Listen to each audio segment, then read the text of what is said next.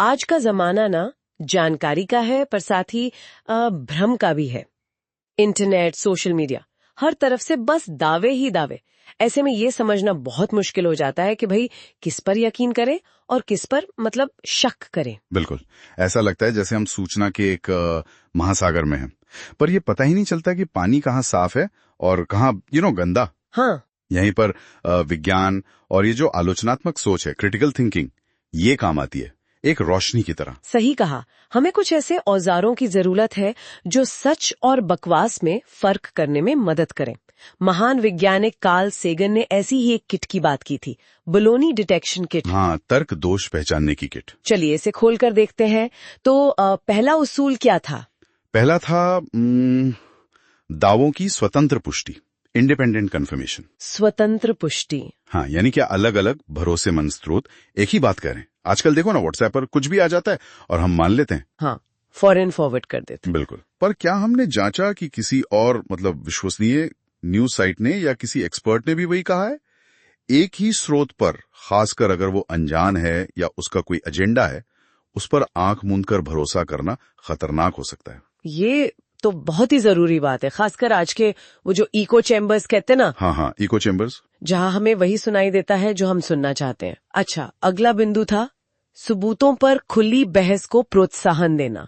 इसका क्या मतलब हुआ? इसका मतलब है कि क्या मुद्दे के सभी पक्षों को, खासकर जिनके पास एक्सपर्टीज है, अपनी बात रखने का मौका मिल रहा है, या फिर दूसरे के सबूतों को चुनौती देने का अवसर है, या सिर्फ एक ही कहानी चल रही है और बाकी आवाजें दबाई जा रही हैं? हाँ, विज्ञान तो देखिए असहमति और बहस से ही आगे बढ़ता है। अगर कोई कह रहा है कि उनका दावा बहस से परे है, तो शक करना लाजमी है। और सेगन ने ये भी कहा कि अधिकार या सत्ता के तर्क से बचें, मतलब आर्ग्यूमेंट्स फ्रॉम अथॉरिटी। हाँ, ये सुनने में आसान लगता है, पर असल में मुश्किल है।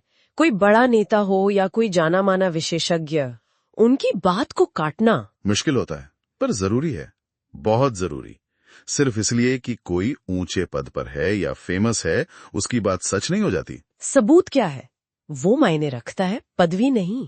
सही है, पूछना चाहिए कि भाई आपके दावे का आधार क्या है, सबूत है? बिल्कुल। वरना तो वो सिर्फ एक राय है, तथ्य नहीं। अच्छा, और फिर आता है एक से ज्यादा स्पष्टीकरणों पर विचार करना, spin more than one hypothesis. हाँ, और इसे वो ऑकम्स रेजर से भी जोड़ते हैं। ऑकम्स रेजर कि अक्सर सबसे सरल व्याख्या ही सही होती है। हाँ बिल्कुल। रोजमर्रा का उदाहरण लें, मान लीजिए आपके दोस्त ने अचानक आपका फोन उठाना बंद कर दिया, तो आप सोच सकते हैं, अरे नाराज हो गया, या नंबर डिलीट कर दिया, या कोई बड़ी साजिश। हाँ, दिमाग दौड़ने लगता है। या फिर हो सकता है उसका फोन खो गया हो या बैटरी खत्म हो गई हो।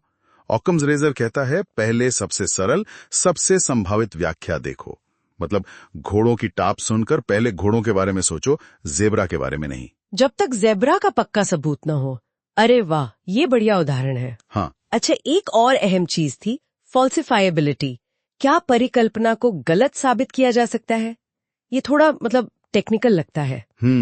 इसे ऐसे समझे, क्या कोई ऐसा तरीका है, कोई प्रयोग या कोई अवलोकन जिससे ये साबित हो सके कि दावा गलत है? अगर कोई दावा ही ऐसा है जिसे किसी भी तरह गलत साबित ही नहीं किया जा सकता, तो फिर वो विज्ञान नहीं है, वो वैज्ञानिक दायरे से बाहर है।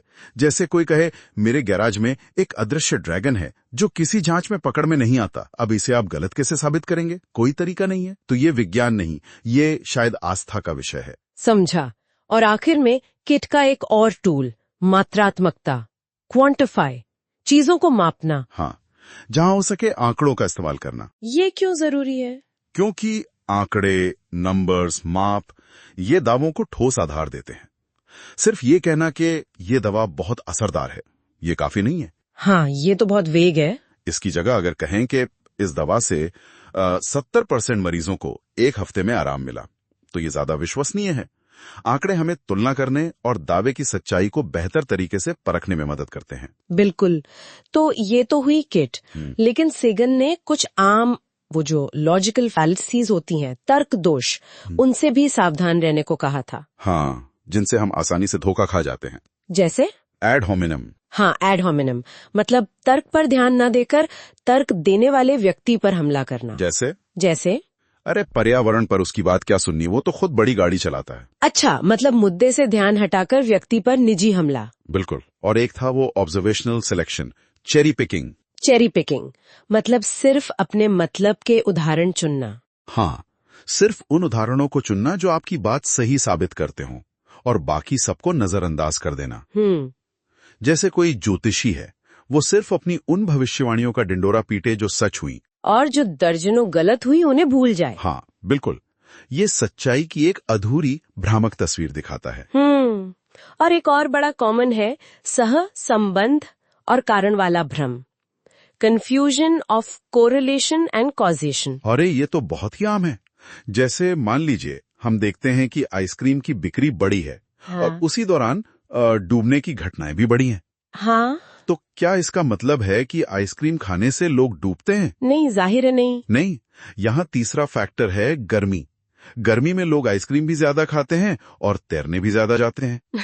तो दो चीजें एक साथ हो रही हैं। इसका मतलब ये नहीं कि एक ने दूसरे को पैदा किया है। कोरिलेशन कॉजेशन नहीं होता। ये समझना बहुत जरूरी है।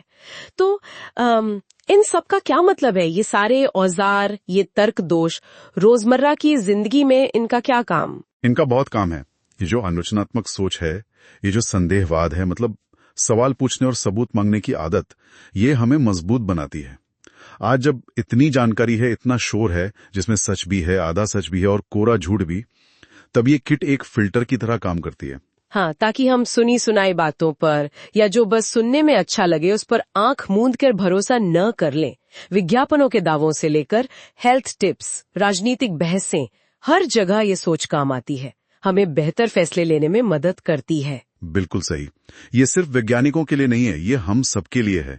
ये हमें छद्म विज्ञान से, अंधविश्वास से, धोखेबाजी से बचाने का एक तरीका है। दुनिया को ज्यादा साफ देखने का नजरिया देती है। उम्मीद है कि आलोचनात्मक सोच के इन औजारों पर ये चर्चा सोचने पर मजबूर करेगी। सवाल पूछने और सबूतों की तलाश करने का ये नजरिया जानकारी के इस युग में कितना महत्वपूर्ण लगता है ना? विचार करने योग्य बात है। अगली बार फिर मिलेंगे एक नई गहरी पड़ताल के साथ।